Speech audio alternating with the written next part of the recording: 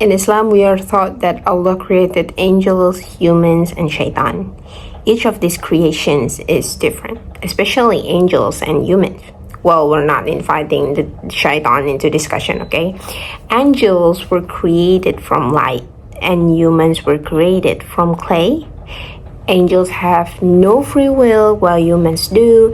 Angels are genderless while humans have two genders. Yes, two genders only. But one key difference we need to deeply reflect on is humans have akal and nafs, while angels only have akal. Again, angels have no free will and no nafs. Humans have free will, nafs, and akal. Can you see how dramatically different we are from the angels? Angels always obey Allah. They cannot disobey Allah. But us, we have the choice. We can choose to obey or disobey Allah. And sometimes when I really think about it, I wonder, why did Allah choose a Khalifah or a leader from humankind? Even Imam Ghazali described that humans are a mixture of akal like the angels and nafs like animals, or even worse, and they are tested in choosing between the two. And yet Allah still choose a Khalifah, a leader from humankind. Even the angels themselves ask Allah, "Will you place upon it one who causes corruption and sheds blood while we declare your praise and sanctify you?" And Allah replied, "Indeed, I know that which you do not know." My point is this: Allah is the all-knowing when it comes to His creation, including us. From the bigger perspective, He is the knower of the world, time, fate, and life itself. On the smallest scale, Allah knows every single mitochondrion in our bodies, things we don't even have control over. It also means that Allah knows how you feel. Allah knows how tired you are. Allah knows how it feels like to be in your shoes. Allah knows what we are capable of and what we are not. He knows the angels will never sin while humans can. He knows the angels will never disobey Him while humans might. He knows the angels will never make a mistake while humans are naturally good at it. Yet Allah still trusted us as candidates for a Khalifah leadership. There are things in life we will never know, not because we're not smart enough, but because Allah has not allowed us to know them yet. But that doesn't stop us from trying to understand Allah's plan with faith and reflection. So again, we have free will and moral responsibility, right? We may face, we always face hardships. We may make mistakes, but through that struggle, we learn that leads us to make meaningful choices. So it is true when I say free will plus moral responsibility equals to meaningful choice. Being choose obedience despite all the temptations, nerves, and inner struggle, that obedience become more valuable. I'm not saying we're always better than angels or any other creation, but what I'm trying to say is, even with all the greed, nerves, desires we were created with, we still have the ability to choose differently. And because of that, through Iman, faith, effort, humans can reach their highest potential, even to a spiritual rank greater than we could imagine. Humans can sin, but they can also turn back and grow. Humans can learn, create, and lead. Being a Khalifah or a leader is not just an honor, it is a huge responsibility. When Allah made humans His Khalifah, it wasn't just for prophets or rulers, it applies to all of us. Like, every person is a Khalifah over their own body, mind, soul, and actions, right? Like taking care of your mental health, that's being a Khalifah of your inner world. Resisting temptations, that's leading yourself with wisdom. In your family, friendship, workplace, you're a Khalifah there too. Allah gave humans custodianship of the earth, not ownership. Every single living being and cell on this earth belongs to Allah. But He entrusted us to manage it with care.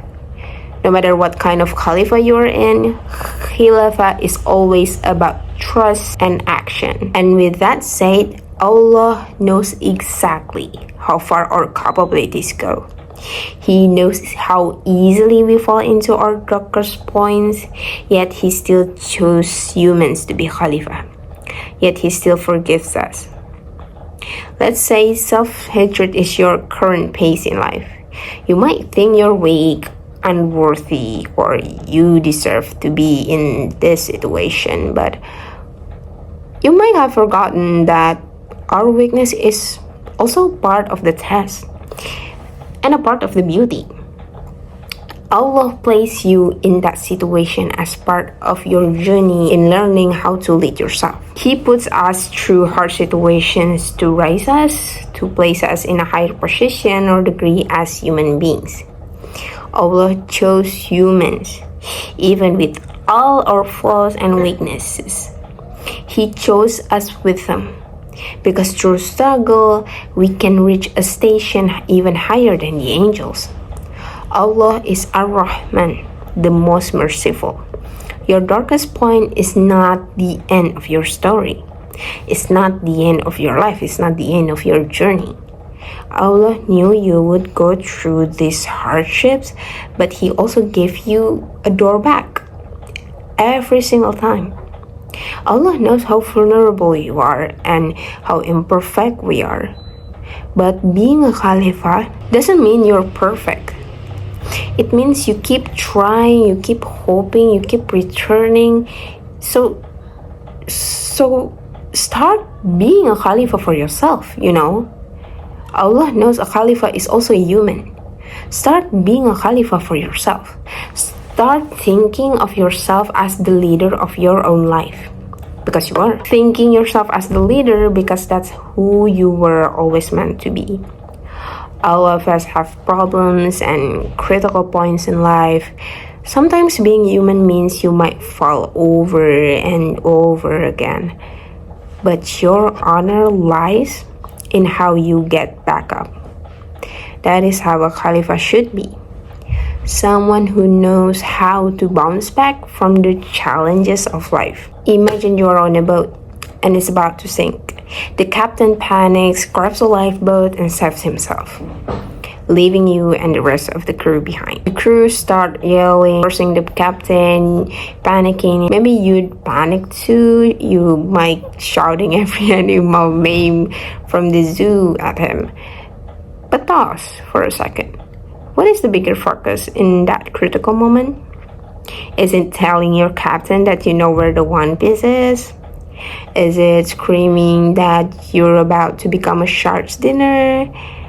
Or realizing that you need to save yourself? Well, you see, in every critical, difficult situation, you need to know what your priority is. You need to find clarity in the chaos. You need to find act from strength. We always have a choice.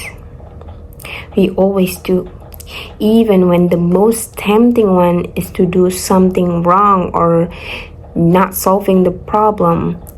But knowing that you need to bounce back, knowing that you need to get back up, knowing that you don't want to sink and instead choose to face and tackle it anyway, that's the only choice we truly need. I might not know how to swim properly, but Allah blesses us with intellect enough to hold on to the broken pieces of the boat, or to call for help from others, or to find another ways to survive. Allah always gives us so many solutions, even in our hardest moments. And really, it's no different from your current situation right now. No matter how hard your situation is to handle, first, believe in yourself that you're not stupid. You are not stupid. The fact that Allah put you in a hard situation means you can handle it. You might have a bad score in math, but that doesn't mean you're stupid. Well, do you think life is just about math? Do you think intellect is only about understanding trigonometry? I'm not saying math is not important, but the point is your bad score on that math test only shows the result of your efforts for that test. Will it get it better? Of course. Especially when you put in more effort. It only prevails at that time, at that moment. It's not going to occur in your lifetime. The same goes for the self-hatred that might weigh on your heart. It is hard to handle. It is hard to overcome, I know. But it doesn't mean you cannot overcome it. Your life isn't always about how you feel about reality. Sometimes life is about facing harsh realities that make you deeply feel and understand them. You might hate the way you look, but does life end because of your flat nose? Does your flat nose take away the worthiness of life that Allah has given you? No. Is your entire life really about your flat nose? No. You might hate your parents, your family, even every living creature around you, but oh my God, is your life really meant to be surrounded by hatred? Do you need to hate just to feel alive? Is hate what weighs down your breath? Is hating yourself feeling worth more than loving yourself? I know self-hatred can be triggered by things outside of you, but self-hatred happens because you allow it to ruin your mind even you never wanted in the first place. Your life depends on the thoughts inside your head. The quality of your thoughts depends on the peaceful state your mind holds. Again, be your own Khalifah to yourself. Lead yourself as if you have followers depending on you. Keep it together. Keep your mind and mental state peaceful. You don't have to handle everything at once by yourself, because I don't think any human could do it. Remember, you might be a Khalifah to yourself in your family, in your workplace, but you ultimately need the owner of all things, Allah. Turn to Him, ask for His help, guidance, and solutions. In every small and hard situation, we need Him. We need Him. With Allah's help and will, we can manage our situation, which will prepare us to handle bigger challenges in life. We are born to be leaders, even if it's just leading ourselves. You need to face challenges, but that means you also need the help of your leader self. You need Allah to face challenges, but that also means you also need the help of your leader self. With Allah's will, your leader self will help you control your emotions, feelings, and actions. You will lead yourself to the place you're meant to be in life. You are not Khalifah because you're flawless. You're a Khalifah because Allah sees in you what even angels question. Yet, Allah still grants you the ability to give your best in life.